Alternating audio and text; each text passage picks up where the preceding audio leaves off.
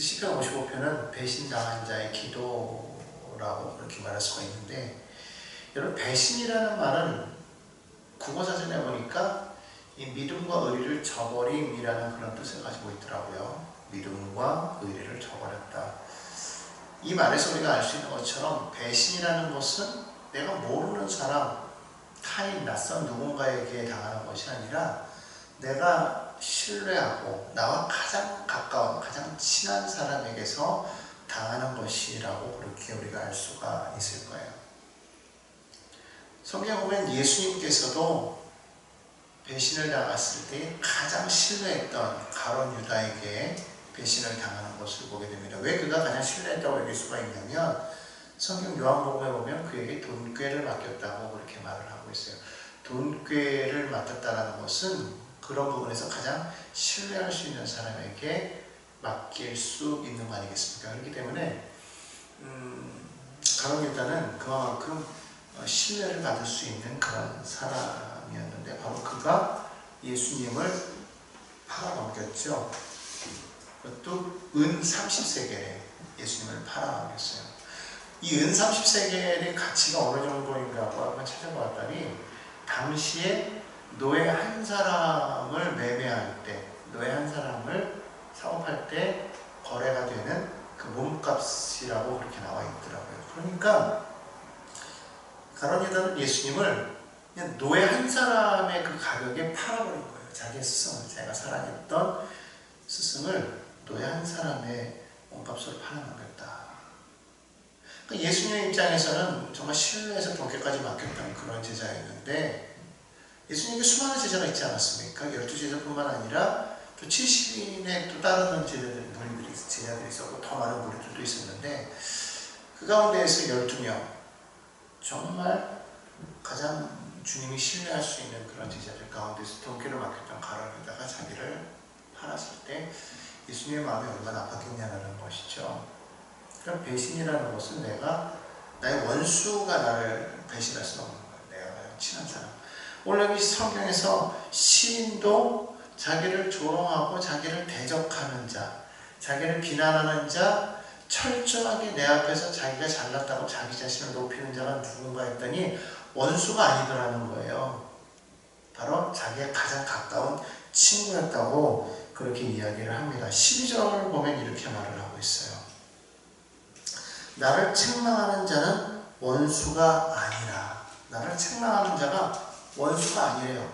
이 책망이라는 것은 뭐 잘못했던 것을 이렇게 지적하는 것일 수도 있으니까, 다른 뜻으로 보면 성경은, 다른 성경에는 뭐라고 하면 나를 비난하는 자라고 이렇게 표현하고 있어요. 그러니까 나를 비난하는 자가 내 원수가 아니라는 거예요.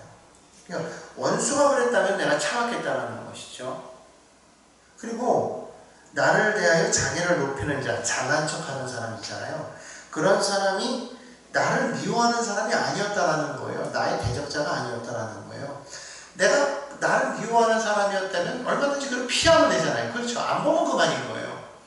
근데 지금 여기서 책망하고 나를 비난하고 조롱하고 내 앞에서 잘난 척하는 자가 누군가 했더니 13절에 보니까 그는 나의 동료였대요. 나의 친구고, 그것도 나의 가장 가까운 그런 친구였다고 그렇게 성경은 말하고 있어요. 그러니까 얼마나 그 마음이 아팠겠습니까?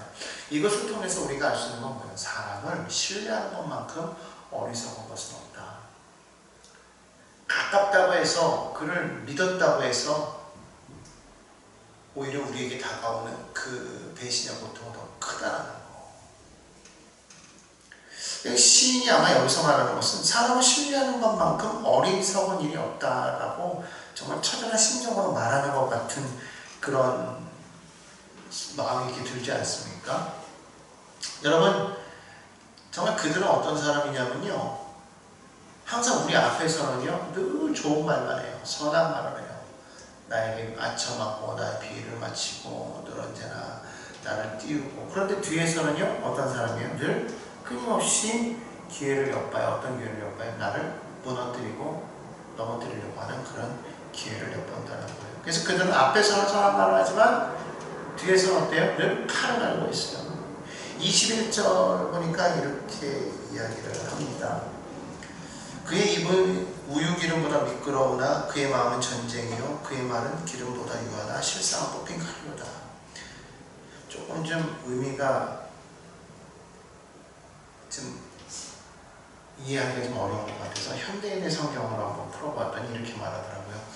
그의 입은 버터보다 매끄러우나 그 마음속에는 전쟁이 일고 있으며 그의 말은 기름보다 부드러우나 칼처럼 날카롭다.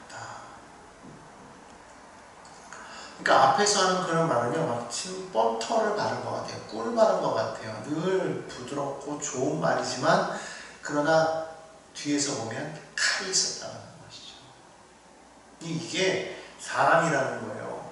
늘, 그러니까 여러분, 우리가 사람을 신뢰하면 안 되는 거예요. 근데 사실 그게 쉬워요? 어렵단 말이죠. 사람 누구하고 나에게 가서 좋은 말하고 나를 아첨하는 말이라고 말하기는 좀 뭐하지만 어쨌든 좋은 말하고 계속 나를 위하는 말을 하면 당연히 그 사람에게 마음이 끌릴 수밖에 없는 거예요. 늘 와서 나에게 비난하고 나에게 막 무서운 말하고 그런 사람들에게 마음이 가겠습니까? 근데 이런 사람들이 뒤에서 뭐예요? 나를 비난하고 자기 잘난 척하고 내 앞에서는 안 그런데 뒤에서는 걔 별거 아니야. 나 없었으면 걔는 아무것도 아닌 거야. 뭐 이래가면서 자기를 높이지 우리를 높이는 게 없어요. 그러니까 사람을 신뢰해서는 안 되는데 그래서 자꾸 사람을 신뢰하니까 낙심하고 절망하는 거 아니겠습니까? 그러면 도대체 그들은 왜 그럴까요? 나는 안 그럴 것 같은데 나는 안 그런 거야 정말? 나도 그럴 수 있다는 거예요. 그러면서도 우리는 늘 그렇게 생각하죠. 나는 안 그러는데 저 사람은 왜 그럴까? 왜 그럴까요? 왜 그들은 나에게 친한 친구라고 생각했는데 그들은 실상 그러지 않은 걸까? 성경에 보면 그렇게 말하고 있어요. 19절에 보니까 그들은 변하지 아니하며 하나님을 경외하지 않는데. 아, 그렇구나. 하나님을 경외하지 않는다. 경외한다라는 건 뭐냐면 하나님이 살아계심을 인정하고 그분을 두려워하는 거예요. 근데 지금 이들은 어떠냐면 하나님을 경외하지 않아요. 경외하지 않는다는 것은 하나님의 존재 자체도 아예 무시를 하는 거죠. 좀 불신자예요. 이런 사람들은 어떻게 해요? 앞에서는 언약을 합니다. 난 정말 이 언약 지켜 약속해. 근데 그 약속을 떠먹듯이 배신한다는 거예요. 20절에 보니까 그는 손을 들어 자기와 화목한 자를 치고 그의 언약을 배반하였도다. 그렇게 말하고 있어요.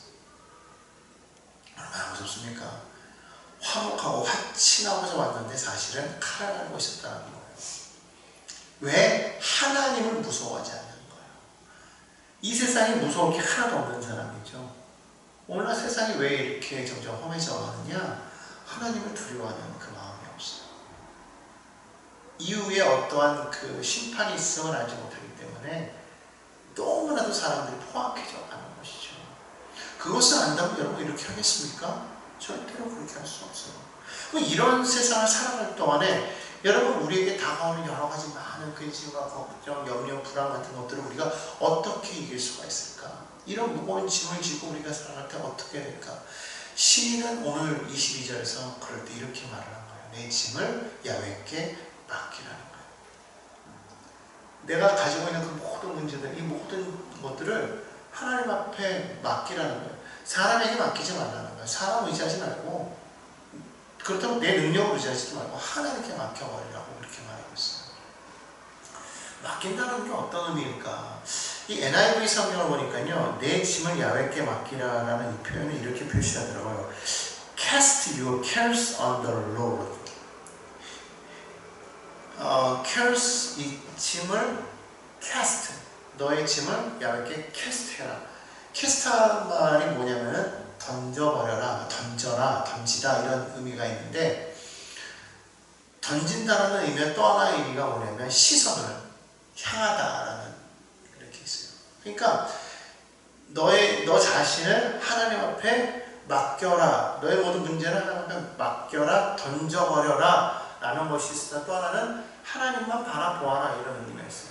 그러면 내가 내 모든 것을 맡겨버린다는 것은 어떨 때 맡길 수가 있어요? 나를 던져버릴 때. 예를 들어서 내가 높은 곳에서 밑에 내려갈 때 어린아이가 위에서 뛰어내리려고 할 때 밑에서 부모가 자 아빠 믿고 뛰어내려 그렇게 했을 때 아이가 아빠를 믿으면 어떡하겠어요?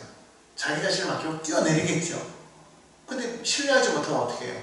못 뛰어내린단 말이죠. 그러니까 뛰어내린다는 것, 나를 던져버린다는 것, 나를 맡긴다는 거에는 무엇이 따르냐면 그 상대방을 내가 신뢰한다, 믿는다라는 것이 포함되어 있다는 거예요. 그러니까 내가 그 사람을 신뢰하지 못하면, 내가 그 사람을 믿지 못하면 나를 던질 수가 없는 거예요. 그러니까 내가 그를 신뢰할 수 있을 때 나를 온전히 그에게 맡길 수가 있다. 다시 말하면 내 짐을 야훼께 맡기라 이 말은 무슨 말이에요? 하나님만 신뢰해라 이 말인 거예요. 하나님을 의지하라. 하나님을 믿어라. 그러니까 여기에는 확실한 믿음이 요구가 된다는 거예요. 정말 하나님을 믿느냐. 하나님을 전적으로 믿지 못한다면 이런 말을 할 수가 없다는 것이죠. 이 다윗은 어렸을 때부터 하나님을 전적으로 의지했던 것을 우리가 볼 수 있어요. 뭐 다른 거 자체하고더라도 골리앗 앞에 나아갈 때 그럼 어땠습니까? 자기 자신의 어떤 힘과 능력으로 나아간 거 아니에요. 물론 그는 능력도 없었어요. 힘도 없어요. 키를 작은 어린 소년이었어요. 하지만 그는 하나님의 그 능력을 의지해서 골리앗 앞에 나갔던 것을 우리가 알 수 있어요. 그가 나한테 뭐라고 말합니까? 골리앗을 향해서 말하죠. 너는 칼과 단창으로 내게 오니면 나는 만군의 야훼 이름으로 내게 나아간다. 그렇게 말하고 있습니다. 그러니까 만군의 야훼 하나님이 만군의 하나님이라는 것을 그가 신뢰하지 않았다면 골리앗 앞에 나아갈 수가 있을까요? 왜냐하면 골리앗은 키가 무려 3m에 육박하는 그런 큰 거인이었을 뿐만 아니라 그는 전쟁에 능한 사람이었다는 것이죠. 뭐 칼과 창이 배틀체 같아요. 어마어마하게 큰 그런 칼과 창을 들고 또 옆에는 엄청난 방패를 든 자가 함께 동행하고 있었단 말이죠. 그런 사람 앞에서 사울조차도 모든 이스라엘의 군인들이 다 두려워떨고 있을 그때에 다윗이 나갔다라는 거예요. 여러분 이거는요 정말 하나님을 신뢰하지 아니하면 이것이 일어날 수가 없다는 것이죠. 우리가 좀만 키가 커도 예를 들어서 한 190 정도 되는 사람, 등치가 큰 사람이 내 앞에 서 있어도 나는 막 두려울 거라. 근데 하물며 3m에 가까운 사람이 내 앞에 서가지고 나를 위협한다고 하면 여러분 이게 게임이 되겠습니까? 나설 엄두조차 하지 못하는 거예요. 그런데 다윗은 나아갔다는 거예요. 왜? 하나님을 전적으로 신뢰했기 때문에. 그러니까 그 마음에 요동함이 없는 거예요. 두려워서 막 벌벌 떨면서 막 이랬다 저랬다 하는 게 없어요. 그러니까 하나님을 신뢰하는 자는요 하나님이 붙드시기 때문에 오늘 성경에 보면 뭐라고 그래요? 의인의 요동함을 허락하지 않는다고 말하고 있잖아요. 절대로 흔들리지 않아요. 그러니까 하나님을 신뢰하는 자는 흔들리지 않아요. 어떤 상황이 와도 흔들리지 않아요. 내가 흔들린다는 건 뭐예요? 하나님을 신뢰하지 않고 있다는 거예요. 내가 믿음이 있다라고 말하고 내가 기도한다고 말씀 읽고 예배하고 내가 정말 하나님 바라본다고 말하면서도 내 마음이 흔들리고 자꾸 요동한다는 건 뭐예요? 하나님을 바라보지 아니하고 뭘 바라본다는 거예요? 문제를 바라본다는 거예요. 그러니까 여기서 이 캐스트라는 게 맡긴다라는 의미도 있지만은 하나님만을 바라보는 어떤 하나님, 나를 붙들어줄 수 있는 그 하나님을 내가 신뢰하겠다는 거예요. 마치 어린아이가 부모를 바라보는 아기가 아빠와 엄마를 눈을 맞추는 거 있잖아요. 아빠와 엄마를 눈을 맞추면서 그를 딱 바라볼 때 아, 이 사람은 나를 붙들어줄 수 있어. 나를 굶기지 않아. 나를 안전하게 보호해줄 수 있어. 그거를 시선을 통해서 느끼는 거예요. 그러니까 부모가 안 하면 아이들이 안 울어. 근데 타인이 안 하면 울어요. 아는 거거든요. 우리가 하나님을 바라보고 신뢰할 때 하나님을 내가 바라보니까 하나님이 나를 절대로 그냥 이 모든 문제 속에 나를 쳐두지 않을 거야. 나를 내버려 두지 않으실 거야. 나를 붙들어 주실 거야. 내가 절대로 이런 모든 어려움 가운데에서 내가 넘어지게 하지 않으실 거야 라는 것을 분명하게 알게 된다는 것이 그러니까 굳건하게 설 수 있다는 거예요. 그게 다윗이 됐다는 거예요. 여러분 정말 그렇습니까? 여러분 정말 문제가 다가올 때 평상시 때에는 뭐 말할 거 없잖아요. 평상시 때 잘 될 때야 뭐 누가 염려하고 근심하겠어요. 염려 근심이라는 건 잘 될 때 오는 게 아니고 안 될 때 오는 거잖아요. 그런데 그런 염려가 다가왔을 때 그때 우리가 어떻게 되느냐? 정말 하나님을 신뢰하느냐는 거예요. 이게 여기서 믿음이 결판 나는 거예요. 뭐 모두도 잘 되고 형통할 때야 얼마든지 하나님 믿습니다 말할 수 있지만 그때는 믿음을 우리가 알 수가 없다는 것이. 그러니까 우리가 정말 하나님 믿느냐 안 믿느냐? 그것을 알려면 뭐예요? 그래서 테스트를 하는 거예요. 그게 시험이라는 거예요. 시험을 봐야 내가 잘하는지 아닌지 알 수 있어요. 주변에서도 보면 공부 문제 열심히 해요. 잘한대요. 잘하는 것과 정말 진짜로 내가 그걸 잘 알고 있냐는 다른 거예요. 그걸 알기 위해서 어떻게 해요? 테스트를 반드시 거쳐야 된다는 것이죠. 그러니까 우리 믿음도 마찬가지인 거예요. 염려가 다가오는 것은 그 염려를 통해서 내가 정말 하나님을 온전히 신뢰하는가, 하나님을 바라보는가를 테스트하고 있다는 거예요. 그래서 정말 믿음이 있는 사람은 어떤 사람이야? 성경에 보면 반석 위에 집을 세운 사람과 같다, 이렇게 말하고 있어요. 반석 위에 세운 집은요, 풍랑이 오고 폭우가 다가오고 태풍이 오고 막 바람이 몰아쳐도 절대로 흔들리지 않는다, 무너지지 않는다. 그러나 반대로 모래 위에 지은 집은 어때요?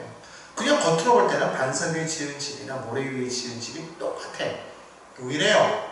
하지만 언제 결판난다는 거예요? 태풍이 불 때, 폭우가 칠 때 모래 위에 지은 집은 무너지더라는 것이죠. 우리의 신앙도 마찬가지예요. 여러분, 우리가 평안할 때 내 신앙을 볼 수 있는 게 아니에요. 어렵고 힘들 때, 염려가 다가올 때, 그때 나의 믿음이 결판나는 거예요. 여러분, 지금 어떠한 상황 속에 있습니까? 그때가 바로 염려 가운데 있다면 지금이 바로 여러분의 믿음을 시험할 수 있는 그런 시간이라는 것이죠. 그럴 때 여러분 정말로 하나님을 전적으로 신뢰하시기 바랍니다. 하나님을 신뢰한다고 하면서도 늘 마음에 불안과 염려가 다가온다면 절대로 그것은 하나님을 신뢰하는 게 아니에요. 하나님을 바라봐야 된다는 거예요. 여러분, 팀 켈러라는 목사님 있죠? 그분이 이런 말을 했어요.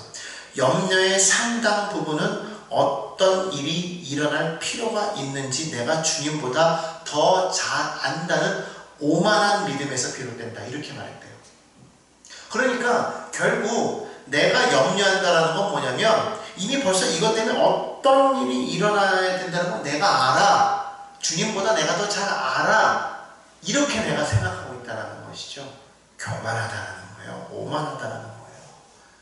정말 믿음 있는 사람은 하나님께 짐을 맡겨야 된다고 그렇게 말을 했어요. 그래서 이렇게 말해요. 염려를 주께 맡겨야 합니다. 하나님이 모든 어려움을 걷어가시지는 않지만 버티게 하시고 상황을 처리할 힘을 주십니다. 이렇게 말을 했어요. 팀켈러 목사님의 말이에요. 이거는 제 말이 아니고. 무슨 말이냐면 환경에 어려움이 다가왔을 때 그 모든 어려움을 하나님이 싹 걷어가신다, 이렇게 생각하잖아요. 우리 걷어간다고 말하잖아요.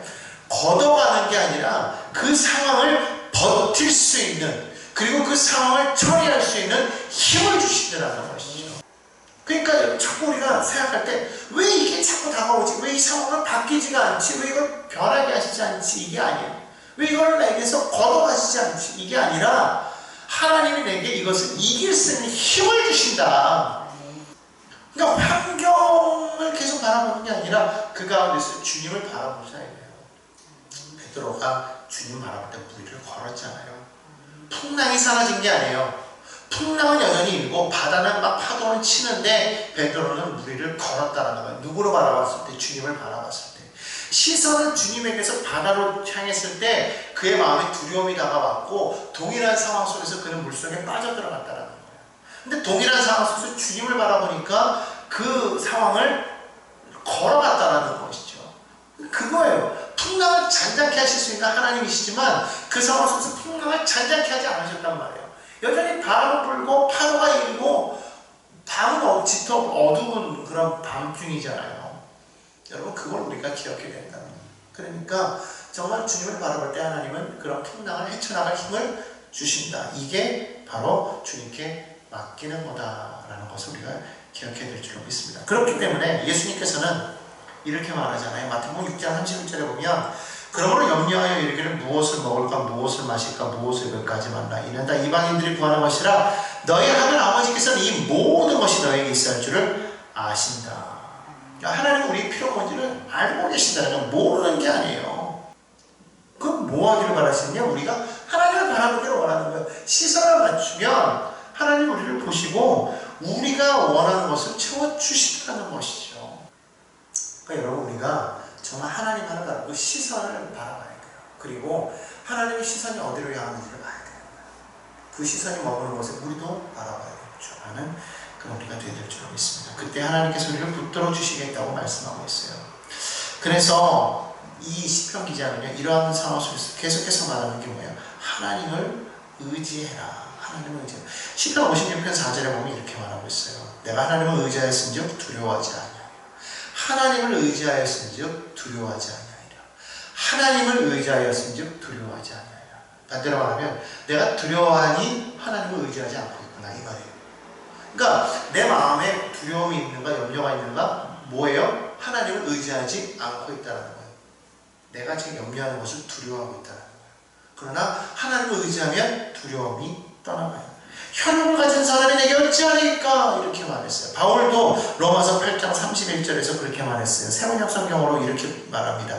하나님이 우리 편이시면, 하나님 내 편이면 누가 우리를 대적하겠습니까?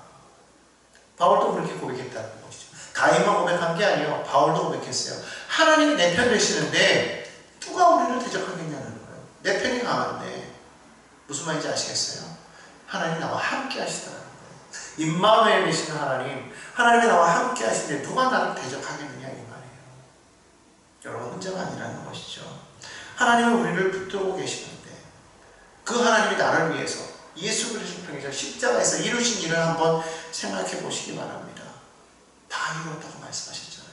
십자가에서 우리의 모든 저주와 가난과 모든 죄로 인한 염려, 불안, 근심, 걱정, 초조를 다 철폐해버리시고 하나님께서 우리에게 참된 자유함을 주셨다고 말씀하고 있어요.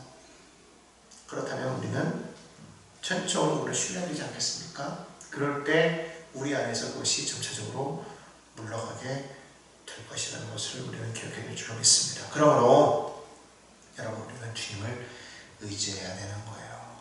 오늘 마지막 절에 그렇게 말하고 있잖아요. 23절에 보니까 나는 주를 의지하리이다. 이것이 다윗이 이 시편을 마지막으로 맞으면서 고백하는 거예요. 나는 주를 의지하리이다. 나는 주를 의지하리이다. 오늘 여러분 주님께 우리 모든 짐을 맡김으로 인하여서 주님을 의지함으로 인하여서 여러분이 당하고 있는 그 모든 환경의 어려움과 환난 속에서 굳건하게 서서 당당하게 버텨나가는 그리고 믿음으로 승리하는 저희 여러분이